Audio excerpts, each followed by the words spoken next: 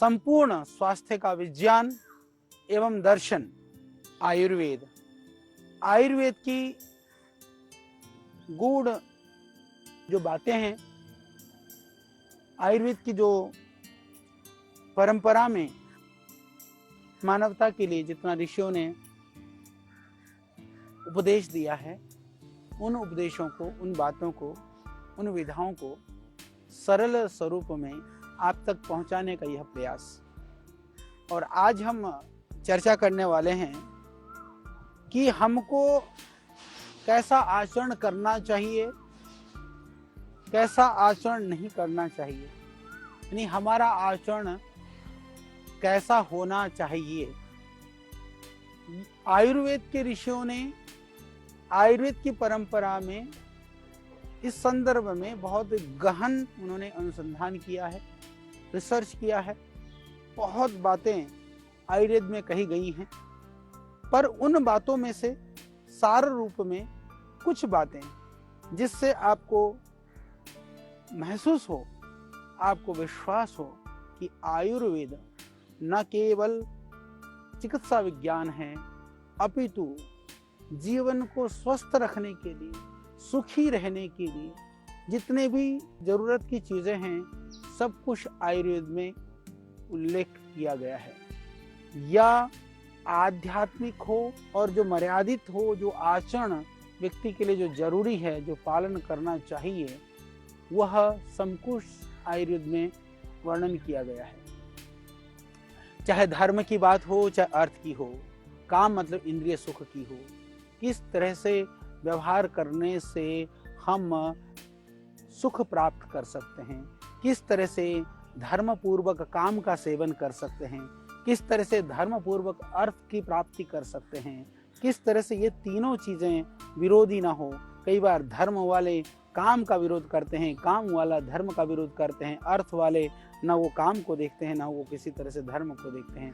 तो ये कहा कि ये विरोध भी ना हो, यानी कि धर्म पूर्वक अर्थोपार्जन भी कर लें, धर्म के साथ साथ में अर्थ को बाधित न करते हुए ही मर्यादा पूर्वक जो काम है, इंद्रियों का सुख का भी हम सेवन कर लें।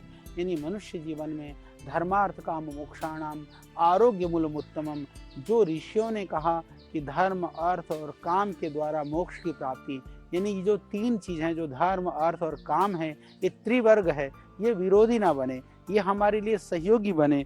हम इसका एक दूसरे के सहयोग से ही हम यह लौकिक और पारलौकिक आनंद को प्राप्त कर सकें।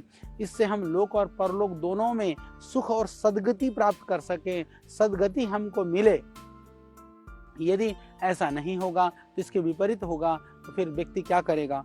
अधर्म से धन कमाएगा, इंद्रिय सुख को ही अपने जीवन मानेगा, अमर्यादित रूप से आप देखते हैं हिंसा, बलात्कार, चोरी, चकारी, बदमाशी, व्यभिचार, दुराचार, अनाचार, अत्याचार, ये सब कुछ होने लगेगा यदि हम इसको नहीं समझेंगे। तो यानी कि इंद्रियों के सुख को जिसने सार मान लिया वही व्यभिचार करेगा, दुराचार करेगा, अत्याचार करेगा, अनाचार करेगा, अमर्यादित रूप से जो है उसको भोग के पीछे लगने लगेगा। तो फिर उसके लिए क्या करेगा? वो धर्म, अर्थ गलत ढंग से संपत्ति कमाएगा, गलत ढंग से पैसा कमाएगा और गलत ढंग से बहाएगा भी, वो इधर से उधर खर्च करेगा। तो उसके जीवन में फिर आचरण में धर्म, अर्थ, काम जो तीन तरफ फैल जाएंगे और संघर्ष शुरू हो जाएगा, कहीं ना कहीं आपस में विरोध शुरू हो जाएगा। तो ऐसे व्यक्ति का जो है कभी भी उत्थान नहीं होगा, पतन निश्चित है। तो इस जिस व्यक्ति का जब पतन होने लगता है वो संकटग्रस्त होगा ही होगा। उस संकट से बचना चाहते हैं, उस महाकष्ट से बचना चाहते हैं, तो आप कह सकते हैं कि हमको धर्म, अर्थ और काम का उचित सेवन करने वाला हमको बनना होगा। इनसे पूरी तरह से आदमी विमुख नहीं हो सकता है, पर यदि आप मर्यादित रूप से इनका सेवन करते हैं तो वो आपके जीवन के लिए लाभकारी और कल्याणकारी हो सकता है। और ये सारी चीज़ें, धर्म भी, अर्थ भी, काम भी, ये जीवन के सुख के लिए है। ये जीवन के सुख को आप दुख में ना पहुंचने दें। और एक बात मुझे स्मरण हो आती है, महर्षि वाल्मीकि कहते हैं, यदि मान लीजिए कि जो व्यक्ति जो है, यदि एक चेतावनी देते हुए कहते हैं कि जो व्यक्ति धर्म, अर्थ और काम का समुचित और संतुलित सेवन नहीं करता है वो व्यक्ति समझदार नहीं है। यानी समझदार वह है, महर्षि वाल्मीकि के शब्दों में समझदार वह है जो धर्म, अर्थ और काम का समुचित संतुलित सेवन करता है। तो संतुलित सेवन करने वाला, न करने वाला भी गलत है, अति करने वाला भी गलत है। संतुलित और समुचित, यानी जिस आश्रम में हैं, जिस मर्यादा में हैं, ब्रह्मचरी हैं, आप सन्यासी हैं, आप गृहस्थ हैं, किस आश्रम मर्यादा में हैं, व्यवस्था में हैं, उसके लिए जो आपका कर्तव्य है उसका समुचित और संतुलित व्यवहार करने वाला, सेवन करने वाला व्यक्ति ही समझदार है। पर यदि ऐसा आप नहीं करते हैं तो समझ लेना, जो धर्म अर्थ को छोड़ करके काम के सुखों में लिप्त हो जाता है। ज़्यादातर लोग धर्म को भी भुला देते हैं, बाकी जीवन के पुरुषार्थ को भी छोड़ देते हैं, कहीं वो काम सुख के ही चक्कर में लिप्त हो जाता है। तो कहा कि वो संकटग्रस्त होने पर उस प्रकार से उसके होश में आता है, जिस प्रकार कहते हैं कि पेड़ के ऊपर सोने वाला नीचे गिरकर ही होश में आता है। ये अद्भुत बात है, इसको समझिए कि जैसे कहा कि कोई आदमी पेड़ पे चढ़ जाए, चढ़ करके वहाँ नींद आ जाए और वहाँ सो जाए, सोने के बाद में जब गिर जाता है तो बोले नीचे पड़ कर जब सर फुटता है तब होश आता है। तो बोले ऐसे ही जो व्यक्ति सिर्फ काम लोलुपता से ही जिंदगी को जीता है, जिसके सिर्फ वासनाओं में ही घिरा रहता है, विकारों में ही हमेशा घूमता रहता है, वो बोले वो तब उसका होश आता है जब उसका सर फुट जाता है, कोई ना कोई अनिष्ट हो जाएगा और तब तक बहुत देर हो चुकी होगी। तो इसको ध्यान रखना कि कहीं बहुत विलम्ब ना हो जाए। समय रहते ही हमको चेतना है, समय रहते ही हमारे दिमाग में होशो हवास में रहना है। इसीलिए चाहे वो वाणी हो, चाहे वो व्यवहार हो, चाहे वो हमारा आचरण है, सत्य बोलें, सरल रहें, सदाचार में रहें, ये बहुत ज़रूरी है। नहीं तो फिर आप देखा होगा हमको कभी भी जो है अहंकार में कभी भी क्या मैंने देखा है, बहुत सारी बातें कही जा सकती हैं। मैंने बहुत सारे ऐसे लोगों को देखा है, जब वो पद पे थे, जब वो बड़े पोस्ट पर थे, वो कभी किसी को उन्होंने कुछ गिना नहीं। रिटायरमेंट के बाद में उन्हीं लोगों के पास वो जा कर के गिड़गिड़ाते हुए मैंने देखा है कि मेरे लिए ये सहयोग कर दे, मेरे लिए ऐसा कर दे। क्यों? क्योंकि हम ज़्यादा अहंकार में थे, ज़्यादा बेहोशी में थे। चाहे वो बेहोशी जो है, चाहे पद का है, चाहे वह समृद्धि का है, चाहे वह किसी तरह के हमारे पास संपत्ति का है, अधिकार का है, वो नहीं होना चाहिए। वो शास्त्रों में उसके लिए निषेध किया गया है। जो नशा है ना, नशा सिर्फ नशीली वस्तुओं का नहीं होता है, पद का भी होता है, धन का भी होता है, अधिकार का भी होता है, उनसे भी हमको बचना चाहिए।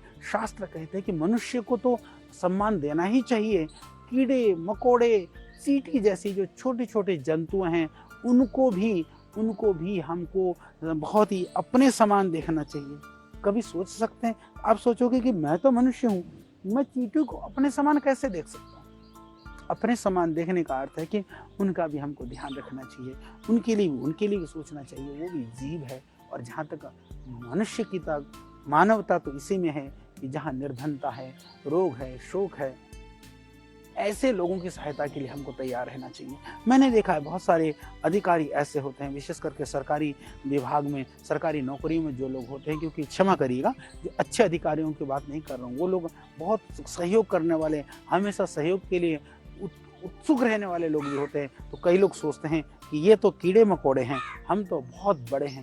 चाहे क्षमा करिएगा, पिछला उनका परिवार का अतीत, वो उससे भी गरीब परिवार से रहे हों, पर वो अपनी गरीबी, अभाव और अपने परेशानियों को वो भूल जाते हैं। ऐसे लोग कभी भी आनंद और सुख की प्राप्ति नहीं कर सकते हैं। इसीलिए हमको हमेशा पीड़ित लोगों के लिए हमको ये सोचना चाहिए। आयुर्वेद तो हमेशा हमको ये सिखाता है, हमको ये सोचना चाहिए कि यदि कोई व्यक्ति मुझसे सहायता मांगने के लिए मेरे पास आया है ना, तो भगवान ने सोचो मुझे कितना सामर्थ्यशाली बना करके भेजा है। मेरे पास सामर्थ्य है, इसीलिए वो मेरे साथ उस पीड़ा के निराकरण के लिए आया है। तो जब लोग मेरे पास आते हैं तो वह मेरा बड़प्पन नहीं है, मैं बड़ा नहीं हूँ, तो प्रभु की कृपा है। यदि आपने उस समय पर लोगों की सहायता नहीं की तो भगवान वह कृपा छीन लेगा, ये ध्यान रख लेना। वो हमेशा नहीं रहने वाली है ये कृपा। तो ऐसा नहीं होना हमको। किस बात का अहंकार है, किस बात का दिखावा है, किस बात की ऐंठन है। एक छोटे छोटे सिपाही थानेदार तक लोग मैंने देखा ऐसी ऐंठ और अहंकार में और ईगो में रहते हैं। भाई कहाँ जाओगे तुम, क्या हो, क्या खुदा हो? नहीं, हमको ध्यान रखना है कि जो जनता की सेवा करने के लिए भगवान ने मुझे निमित्त बना करके भेजा है। आप जुडिशरी में हैं, आप सेवा में हैं, आप किसी तरह के किसी भी पद में हैं, कहीं पर भी हैं, यदि हम जिस दिन ये मान लेंगे कि मैं उस परमात्मा का प्रतिनिधि हूँ, भगवान ने मुझे अपना प्रतिनिधित्व करने के लिए भेजा है, तो हमारे कर्मों से कभी किसी को पीड़ा नहीं पहुंचेगी। हमेशा ही लोगों की सहायता हम करेंगे और इससे कोई भी हमारे पास आएगा, कोई निराश नहीं जाएगा। हमको ऐसा कार्य करना चाहिए, कोई याचक भी आ जाए ना, वो कभी निराश ना जाए, कभी उनका तिरस्कार मत करना। यदि आप किसी की सहायता नहीं कर सकते हो ना, किसी को कुछ दे नहीं सकते हो ना, तो भी हाथ जोड़ करके कह देना, बाबा मैं नहीं कर पाऊंगा, क्षमा करना। पर वहाँ भी तिरस्कार करने का आपको अधिकार नहीं है।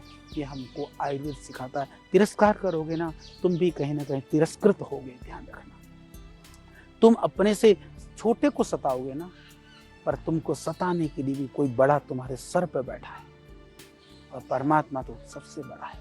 वो प्रभु सदा आपको देख रहा है। आयुर्वेद कहता है, आयुर्वेद के ऋषि कहते हैं, इसीलिए किसी को सताना मत, कभी किसी का तिरस्कार मत करना, कभी मत करना। किस बात का अहंकार है? इसीलिए आपको नम्र बनना होगा, सरल बनना होगा, सहज बनना होगा। यही आचरण है जो हमको अपने जीवन में लाना है। अपने बच्चों को, अपने पारिवारिक जनों को इस बात को सिखाइए। इसी को संस्कार कहते हैं। परिवार को संस्कार से परिपूर्ण करिए। प्रतिदिन इस बात का आप उपदेश दीजिए, उनको समझाइए। कोई भी व्यक्ति है, चाहे वो विद्वान है, चाहे वो अविद्वान है, चाहे धनी है, चाहे गरीब है, चाहे वो बहुत छोटा बच्चा है, चाहे वो बूढ़ा है, चाहे वो किसी भी तरह की गाय आदि जो पशु हैं, चाहे कोई भी राजा है, चाहे कोई घर में आने वाला मेहमान है, कभी भी उनका अनादर मत करना, कभी अनादर मत करना। क्योंकि अनादर कर करके हम कई बार सोचते हैं हमने बदला ले लिया, अच्छा हमने देख लिया, अच्छा हम देखेंगे। ये देखना और दिखाने का काम नहीं है, इससे तो अशांति बढ़ेगी। आप किसी का अनादर करोगे तो ध्यान रखना, आपके अनादर के लिए भी कोई तैयार बैठा हुआ है, वो भी आपको करेगा ही करेगा। यदि आप किसी का सत्कार करोगे तो अनादर करने वाले भी आपके लिए सकारात्मक हो जाएंगे। इसीलिए यह हमेशा ध्यान रख लेना। किसी दूसरों की वस्तु में मैंने देखा है बहुत सारे अधिकारी, बहुत सारे विभाग के लोग, क्षमा करिएगा क्योंकि मैं तो भुक्तभोगी, हम भी समाज में रहते हैं, दुनिया में रहते हैं, इसलिए कुछ कड़वी बातें। कुछ अधिकारी सोचते हैं, जैसे आएंगे, आचार्य जी हमको ये सामान दे दो, ये दे दो, ये दे दो। हमको पता है पैसा दे करके नहीं जाएंगे, वो अपना अधिकार समझते हैं। हम कहते हैं भाई ये गरीबों के लिए तो हो सकता है फ्री, क्या आपके पास इतना पैसा नहीं है कि आप इन पदार्थों को खरीद सकें? पर कुछ इतने अच्छे भी हैं, यदि हम 1 किलो च्यवनप्राश भी हम दे देंगे, कहेंगे आचार्य जी ये किसका कितना हुआ आप बता दो ना। हम कहते भाई ये प्रसाद है हमारी तरफ से, आप लेकर के जाओ। तो दोनों तरह के लोग हैं समाज के अंदर। एक तो जो दूसरों के पराया पदार्थ को अपना अधिकार मानते हैं, वो रिश्वतखोरी, वो झूठ, छल, कपट, ईर्ष्या हर चीज से भरे हुए हैं। वो वहां कहीं भी मिल जाए, ये न कि ना प्रकार न गलत ढंग से दूसरे को सता करके, पीड़ा दे करके, डरा करके, धमका करके सब कुछ लेने के लिए उद्यत रहते हैं। ऐसे मानव नहीं है, ये राक्षस हैं। और दूसरे वो महामानव हैं। मैं ऐसे वैद्यों को, डॉक्टरों को भी जानता हूँ। एक डॉक्टर हरिद्वार में ही है, वो रोगी को देख करके वो देखते हैं कि गरीब है, दवाई भी फ्री देते हैं, घर में राशन तक पहुंचा देते हैं। धन्य है ऐसे लोग। भाई भगवान ने आपको सामर्थ्यशाली बनाया है तो दूसरों की सेवा के लिए बनाया है ना। यदि आप अपने लिए ही सोचोगे, मैं एक बात और बताना चाहता हूँ, हमारे शास्त्र कहते हैं कि यदि आप हमेशा अपने लिए ही सोचोगे फिर तुम्हारे लिए कोई नहीं सोचेगा।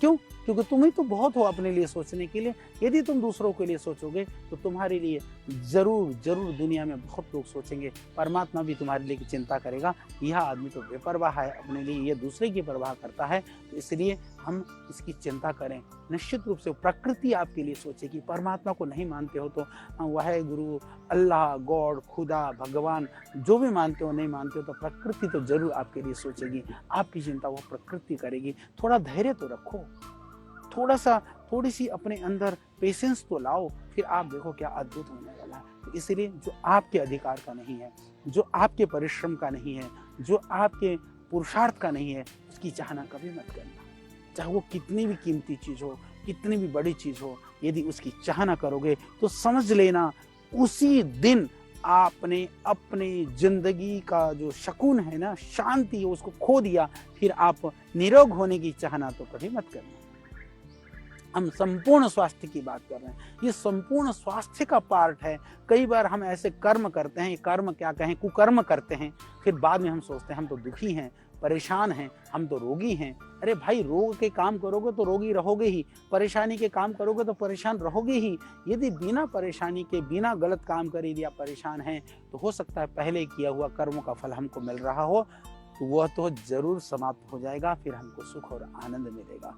इसलिए अपना अधिकार दूसरों पर नहीं, दूसरे की संपत्ति पर नहीं, दूसरे की परिस्थिति पर नहीं, दूसरे के किसी भी तरह के सुख साधन पर नहीं, अपितु पुरुषार्थ पर, तप पर और अपने आप को आगे बढ़ाने पर करना चाहिए। इसीलिए ध्यान रखना, किसी तरह का कोई पाप कर्म मत करना, उससे दूर बने रहना। क्योंकि पापी पाप क्यों करता है? क्योंकि पाप का फल तुरंत नहीं मिलता है। तुरंत मिले, यदि हाथ से पाप किया हाथ कट जाए, आंख से पाप किया आंख चली जाए, और किसी तरह से इस तरह से यदि दंड मिलता, तो इस दुनिया में हमको लगता है कि कोई साबुत ना मिलता। तो पाप का फल तुरंत मिलता नहीं है, इसीलिए जो है वह कभी भी पाप करने से डरता नहीं है। तो हमको तो पाप नहीं करना है। मैं निवेदन और करना चाहता हूँ, जो दुष्ट व्यक्ति है, यदि कोई दुष्टता का व्यवहार कर रहा है, उसके लिए हमें अपना जो व्यवहार है वो दुष्ट नहीं रखना चाहिए। कुत्ता आदमी को काटता है। कई बार आप चलते हैं, असावधानी से चलते हैं, काट देता है। पर क्या कभी कोई आदमी कुत्ते को काटता है क्या? यही तो समझना है। दुष्टता अपने दुष्टता नहीं छोड़ता है, तो फिर हम अपनी साधुता क्यों छोड़ें? बस यही हमको करना है। हम देखते हैं बहुत सारे लोग दुष्टता का व्यवहार करते हैं, बाद में आकर वही माफी मांगते हैं। हमको लगता है ठीक है भाई साहब, तब भी कोई बात नहीं थी, अभी भी कोई बात नहीं है। प्रतिदिन जीवन में कई बार ऐसे स्थितियां का सामना हमको भी करना पड़ता है। पर हम जितने सरल होंगे, आपकी सरलता का लाभ दूसरा उठा करके आपको पीड़ा देता हो, पर आपको अपनी सरलता पे हमेशा सुख मिलेगा, हमेशा ही आनंद आएगा। कई लोग कहते हैं कि लोग बड़ी दुष्टता करते हैं, बड़े छल कपट में रहते हैं, पर बड़े सुखी हैं, बहुत आनंद में है। उसका देखो उनका जीवन कितना अच्छा है। हम आपको बताना चाहते हैं, वो दूर के ढोल सुहाने हैं। कभी भी वो व्यक्ति संतुष्ट, शांति और आनंद में नहीं रह सकता। वो पकवान खा करके भी हमेशा बेचैन रहेगा, तुम सूखी रोटी खा करके भी हमेशा चैन की नींद सोओगे। इसीलिए चाहे सूखी रोटी मिले, पर हमारा व्यवहार कभी भी दुष्ट व्यवहार नहीं होना चाहिए। न ही दुष्ट व्यक्ति के प्रति भी भगवान व्यवस्था देगा, न्याय व्यवस्था दंड देगा। हमको कभी भी विचलित होने की आवश्यकता नहीं है। और सज्जन व्यक्ति के लिए जो एक बहुत जरूरी बात मैं बताना चाहता हूँ, कभी भी ध्यान रख लेना, आपकी मित्र मंडली में, आपको जानने वाले लोगों में, आपके इर्द गिर्द लोगों में कई बार कई चीज़ों का हमको पता चल जाता है। ये चीज़ गलत है, ये गोपनीय है, या ये चीज़ ऐसा है। तो उनकी कमियों को, किसी के कमियों को, किसी दोषों को, किसी की गुप्त बातों का ध्यान रख लेना। कभी भी खुलासा मत करना। न जाने उस कारण से उस व्यक्ति की कितनी हानि हो, न जाने कब वो किस पीड़ा में पड़ जाए। इसीलिए बहुत जरूरी है कि दूसरों की जो गुप्त बातें हैं, जो दोष हैं, उनका कभी भी कहीं चर्चा मत करना, कभी खुलासा मत करना। आपको पता चल गया, आप तक ही रहे, कभी भी ऐसा हमको बनना है। इतना हमारे अंदर समुद्र बनना होगा, आपको इतनी चीज़ों को हजम करने वाला बनना होगा, नहीं तो उससे हानि होगी। यदि दूसरी बातों की चर्चा आप कहीं पर भी इधर उधर करेंगे, तो कुछ समय के बाद में वो विश्वास आप खो देंगे। दूसरा कहेगा इसके पेट में तो कोई बात हजम होती नहीं है। तो आपके इस विश्वास के अभाव से आपके दूसरे जो गुण थे ना, वो गुण भी कहीं ना कहीं आपके अब गुणों में बदल जाए। तो इसके लिए हम अपने गुणों को बढ़ाने के लिए, अपनी दिव्यता और भव्यता को बढ़ाने के लिए जरूरी है कि इस तरह के व्यवहार, इस तरह के स्वभाव से हम बचें। जरूरी है, जो लोग विश्वासघाती हैं, कपटी हैं, विधर्मी हैं, दुराचारी हैं, कंजूस हैं, कुटिल स्वभाव के लोग हैं, प्रयास करिए तो दुष्ट लोगों से दूर रहने का ही हम प्रयास करें। उनके साथ झगड़ा करने का, फाइटिंग करने का, झगड़ने का, इस तरह की प्रवृत्ति से अपनी ही हानि होगी, अपनी समय की बर्बादी होगी। अपने समय की रक्षा के लिए और अपने जीवन की रक्षा के लिए जितना हो सके उन लोगों से दूर रहें। परंतु जो लोग आपका कल्याण चाहते हैं, जो आपके हित चाहते हैं, जो आपके लिए शुभ और मंगल की चाहना करते हैं, ऐसे मित्रों की तो सलाह आप जरूर लें, ऐसे लोगों के पास जरूर रहें प्रयास कर करके रहें। अकल्याण करने वालों से तो सावधान रहना है, परंतु जो आपको आपका जो कल्याण चाहने वाले लोग हैं, जो आपके हित चाहने वाले लोग हैं, प्रयास से उनके पास रहें। कई बार हम जो मीठी मीठी बातें करते हैं, चुपड़ी चुपड़ी बातें करते हैं, हम उनके पीछे तो जल्दी से उनके प्रभाव में आ जाते हैं, जल्दी से हम उनके चक्कर में, उनके झांसे में आ जाते हैं, पर वो झांसा कई बार बहुत महंगा पड़ जाता है। कभी कभी कुछ लोग होते हैं, वो थोड़ी सी वाणी के बहुत मधुर तो नहीं होते हैं, पर दिल के बहुत साफ होते हैं। उनको भी हमें पहचानना होगा। जो साफ हृदय हैं, जो पवित्र हृदय हैं, वो आपके लिए मंगलकारी होंगे, आपको कल्याणकारी होंगे, वो आपका कभी भी वो अहित नहीं चाहेंगे। ऐसे मित्रों को भी हम पहचानें। तो जरूरी है कि कैसे लोगों के साथ हम संसर्ग करें। कई बार आपने देखा होगा जीवन के अंदर में गलत लोगों के संसर्ग की वजह से पूरा जीवन ही नरक बन जाता है, जीवन ही पूरा दुखमय बन जाता है। वहीं कोई महापुरुष, कोई सज्जन पुरुष हमारे संपर्क में आ जाता है, पूरा हमारा जीवन बदल देता है। तो ऐसे पुरुषों की तलाश करें, ऐसे व्यक्तियों की तलाश करें, ऐसे व्यक्तियों के साथ अपने परिवार, अपने घर के लोगों को जोड़ करके रखें।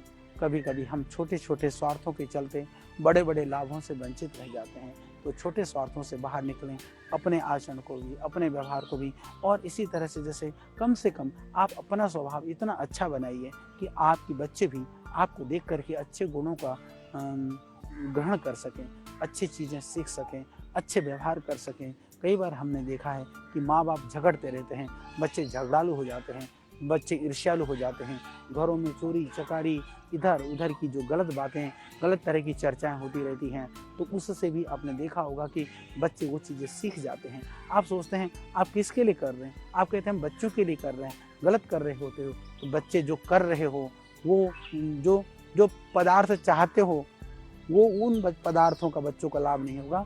जो व्यवहार कर रहे हो तो उस व्यवहार का जरूर बच्चों पर प्रभाव पड़ता है। तो अपने लिए न सही, अपने बच्चों के लिए भी, अपने जीवन की उन्नति के लिए भी आप गलत आचरणों से बचिए, सज्जनों के संग करें, दुर्जनों से आप बच करके रहें, ये बहुत ज़रूरी है। फिर हम अभी चर्चा करते हुए हम आपको बताएंगे, ये तो करने के आचरण थे कि हमको क्या करना है, कैसे करना है, हमने आपको ये बताने का प्रयास किया।